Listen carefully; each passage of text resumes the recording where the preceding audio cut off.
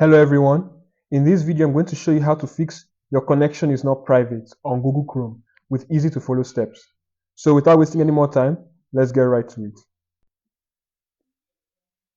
On your browser window, click the three dots at the top right corner of the screen. Scroll down and select Settings. The Settings page, go to Privacy and Security. Scroll down and select Security. Scroll down till you find this option and ensure it's turned off. Go back to the page you want to visit. Then here in the address bar, change the HTTPS to HTTP. Afterwards, press enter to load the page and the issue should be fixed. If the last step didn't fix the issue, try typing "this is unsafe" while on the Chrome page.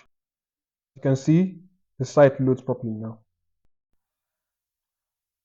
If for some reason the last step didn't work for you, you can try disabling your antivirus. I'm using Avast here, so let's open this up, right click and select disable.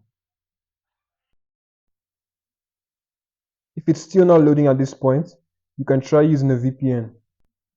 By trying each of the methods in this video, you'll fix the issue. If you enjoyed this video, make sure to like, share, subscribe, and leave a comment down below. Thanks for watching, and I'll see you in the next video.